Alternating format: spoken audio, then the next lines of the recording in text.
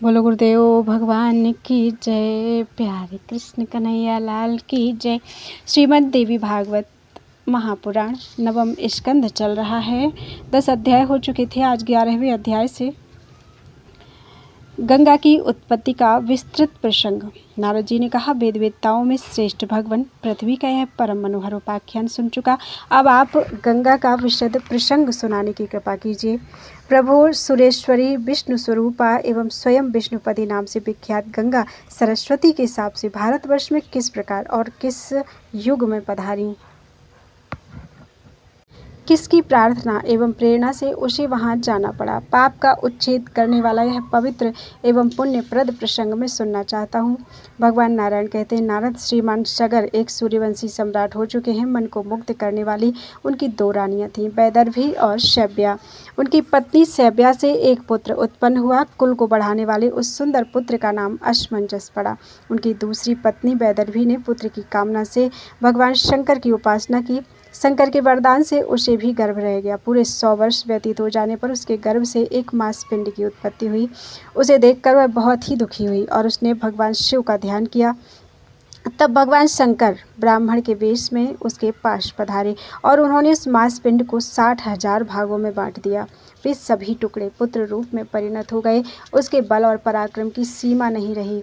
उनके परम तेजस्वी कलेवर ने ग्रीष्म ऋतु के मध्याह्नकालीन सूर्य की प्रभा का मानुहरण कर लिया था, परंतु वे सभी तेजस्वी कुमार कपिल मुनि के शाप से जलकर भस्म हो गए। यह दुखद समाचार सुनकर राजा सगर की आंखें निरंतर जल बहाने लगी। वे बेचारे घोर जंगल में चले गए। तब उनके पुत्र असमंजस ने गंगा को ले आने के लिए तपस्या आरंभ कर दी। वे बहुत काल तक तपस्या करते रहे। अंत में काल ने उन्हें अपना ग्रास बना लिया। असमंजस के पुत्र का नाम अंशुमान था। गंगा को ले आने के लिए लंबे समय तक तपस्या करने के पश्चात वे भी काल के कलेवा बन गए। अंशुमान के पुत्र थे भगीरथ। भगीरथ भगवान के परम भक्त, विद्वान, श्रीहरि में अटूट श्रद्धा रखने वाले गुणवान तथा वैष्णव पुरुष थे। गंगा को ले आने का निश्चय करके उन्होंने बहुत समय तक तपस्या की।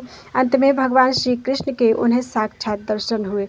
उस समय भगवान के श्री विग्रह से ग्रीष्मकालीन करोड़ों सूर्यों के समान प्रकाश फैल रहा था। उनकी 2 भुजाएं थीं। वे हाथ में मुरली लिए हुए थे। उनकी किशोर अवस्था थी। वे गोप के वेश में पधारे थे। कभी गोप सुंदरी राधा के रूप में भी उनका दर्शन हुआ करता था। भक्तों पर कृपा करने के लिए ही उन्होंने यह रूप धारण किया था। मुने, भगवान श्री कृष्ण परिपूर्णतम परब्रह्म हैं। वे चाहे जैसा रूप बना सकते हैं। उस समय ब्रह्मा, विष्णु और शिव आदि उनकी स्तुति कर रहे थे और मुनियों ने उनके सामने अपने मस्तक झुका रखे थे। सदा निर्लिप्त, सबके साक्षी, निर्गुण, प्रकृति से परे तथा भक्तों पर अनुग्रह करने वाले उन भगवान श्री कृष्ण का मुखमंडल मुस्कान से भरा था। विशुद्ध चिन्मय वस्त्र तथा दिव्य रत्नों से निर्मित आभूषण उनके श्री विग्रह को सुशोभित कर रहे थे। उनकी यह दिव्य झांकी पाकर भगीरथ ने बार बार उन्हें प्रणाम किया और स्तुति भी की। लीलापूर्वक उन्हें भगवान से अभीष्ट वर भी मिल गया। वे चाहते थे कि मेरे पूर्वज तर जाएं। परम आनंद के साथ उन्होंने भगवान की दिव्य स्तुति की। भगवान श्रीहरि ने गंगा जी से कहा, सुरेश्वरी, तुम सरस्वती के शाप से अभी भारतवर्ष में जाओ और मेरी आज्ञा के अनुसार सगर के सभी पुत्रों को पवित्र करो। तुमसे स्पर्शित वायु का संयोग पाकर ही वे सभी राजकुमार मेरे धाम में चले जाएंगे। उनका भी विग्रह मेरे जैसा ही हो जाएगा और वे दिव्य रथ पर सवार होंगे। उन्हें मेरे पार्षद होने का शुभ अवसर प्राप्त होगा। वे सर्वदा आदि व्याधि से मुक्त रहेंगे। उनके जन्म जन्मांतर के पापों की समस्त पूंजी समाप्त हो जाएगी। श्रुति में कहा गया है कि भारतवर्ष में मनुष्यों द्वारा उपार्जित करोड़ों जन्मों के पाप गंगा की वायु के स्पर्श मात्र से नष्ट हो जाते हैं। स्पर्श और दर्शन की अपेक्षा गंगा देवी में मौसल स्नान करने से 10 गुना पुण्य होता है। मौसल का अर्थ है गंगा को प्रणाम करके प्रवेश करें और निश्चेष्ट होकर अर्थात बिना हाथ पैर हिलाए शांत भाव से स्नान कर लें। इसे मौसल स्नान कहते हैं। तो मौसल स्नान करने से 10 गुना पुण्य होता है। सामान्य दिन में भी स्नान करने से मनुष्यों के अनेकों जन्मों के पाप नष्ट हो जाते हैं। पर्वों तथा विशेष पुण्यतिथियों पर स्नान करने का विशेष फल कहा गया है। सामान्यतः गंगा में स्नान करने की अपेक्षा चंद्र ग्रहण के अवसर पर स्नान करने से करोड़ गुना अधिक पुण्य कहा गया है। सूर्य ग्रहण में इससे 10 गुना अधिक समझना चाहिए। इससे 100 गुना पुण्य अर्घोदय के समय स्नान करने से मिलता है। नारद इस प्रकार गंगा और भगीरथ के सामने कहकर देवेश्वर भगवान श्रीहरि चुप हो गए। तब गंगा ने भक्ति से अत्यंत नम्र होकर उनसे कहा। गंगा बोली, नाथ, सरस्वती का शाप पहले से ही मेरे सिर पर सवार है।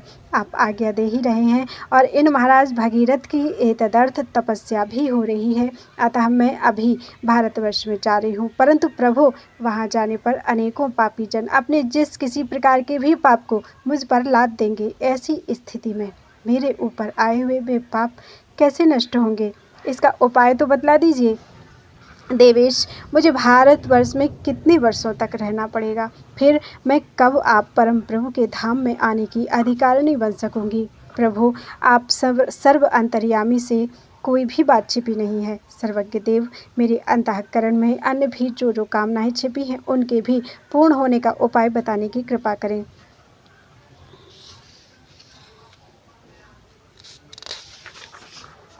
श्री भगवान बोले, सुरेश्वरी गंगे, मैं तुम्हारे सभी अभिप्रायों से परिचित हूँ।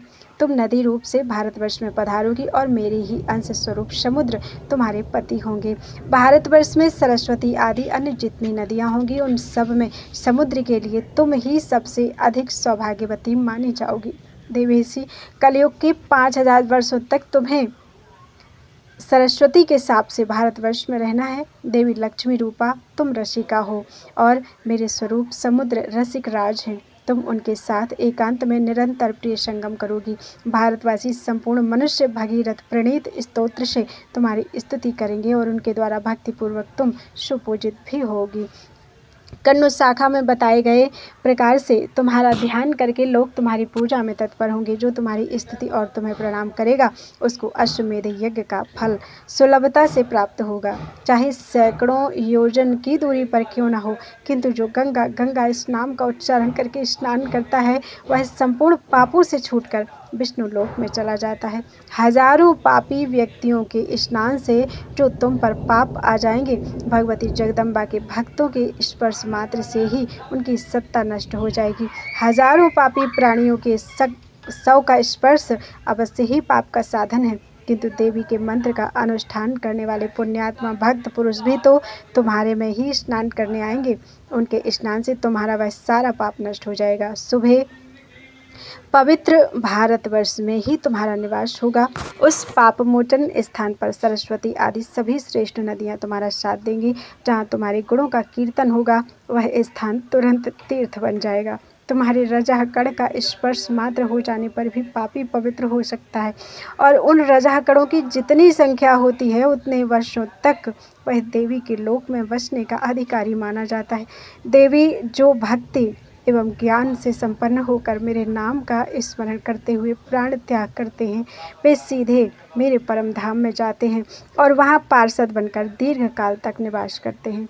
वे असंख्य प्राकृतिक प्रलय देख सकते हैं। मृत व्यक्ति का शव बड़े पुण्य के प्रभाव से ही तुम्हारे अंदर आ सकता है। जितने दिनों तक उसकी एक एक हड्डी तुम्हारे में रहती है, उतने समय तक वह वैकुंठ में वास करता है। यदि कोई अज्ञानी व्यक्ति तुम्हारे जल का स्पर्श करके प्राण त्याग करता है, तो वह मेरी कृपा से सालोक्य पद का अधिकारी होता है। अथवा कोई कहीं भी मरे, यदि मरते समय जिस किसी प्रकार से भी तुम्हारे नाम का स्मरण हो जाता है, तो उसे मैं सालोक्य पद प्रदान करता हूँ। ब्रह्मा की आयु पर्यंत वह वहाँ रह सकता है। कोई तीर्थ में मरे या अतीर्थ में, तुम्हारे स्मरण के प्रभाव से सारूप्य पद का अधिकारी हो जाता है। वह पुरुष ऐसा शक्तिशाली बन जाता है कि वह त्रिलोकी को भी पवित्र कर सकता है। जिनके बांधव मेरे भक्त हैं, वे चाहे पशु आदि ही क्यों न हो, वे सर्वोत्तम रत्न निर्मित विमान पर सवार होकर गोलोक में चले जाते हैं। मुनिवर, इस प्रकार गंगा से कहकर भगवान श्रीहरि ने राजा भगीरथ से कहा, राजन, तुम अभी इस गंगा की स्तुति तथा भक्ति भाव के साथ पूजा करो। तब भगीरथ भक्तिपूर्वक गंगा के स्तवन और पूजन में संलग्न हो गए। कौथुमी शाखा में कहे हुए ध्यान और स्तोत्र से उन्होंने गंगा की पूजा संपन्न की। तदनंतर उन्होंने परम प्रभु परमात्मा भगवान श्री कृष्ण को बार बार प्रणाम किया। इसके बाद भगीरथ और गंगा की अभीष्ट स्थान की ओर यात्रा आरंभ हो गई तथा भगवान अंतर्धान हो गए। नारद ने पूछा, वेदज्ञों में प्रमुख प्रभु किस ध्यान स्तोत्र से, किस पूजा क्रम से राजा भगीरथ ने गंगा की पूजा की, यह मुझे स्पष्ट बताने की कृपा कीजिए। भगवान नारायण कहते हैं, नारद, राजा भगीरथ ने नित्य क्रिया के पश्चात स्नान किया, 2 स्वच्छ वस्त्र धारण किए, तब इंद्रियों को नियंत्रण में रखकर भक्तिपूर्वक 6 देवताओं की पूजा की। वे 6 देवता हैं गणेश जी, सूर्य भगवान, अग्निदेव, विष्णु जी, शिव जी और भगवती पार्वती जी शिवा। इन देवताओं का पूजन करने पर वे गंगा जी की पूजा के पूर्ण अधिकारी बन गई। नारद, विघ्न दूर होने के लिए गणेश जी, आरोग्यता के लिए सूर्य की, पवित्रता के लिए अग्नि की, लक्ष्मी प्राप्ति के लिए विष्णु की, ज्ञान के लिए ज्ञानेश्वर शिव की तथा मुक्ति पाने के लिए भगवती शिवा की पूजा करना आवश्यक है। विद्वान पुरुष को इन देवताओं की पूजा संपन्न कर लेने पर ही अन्य किसी पूजा में सफलता प्राप्त होती है। मुने सुनो, इस प्रकार से भगीरथ ने गंगा का ध्यान किया था। वृंदावन बिहारी लाल की जय।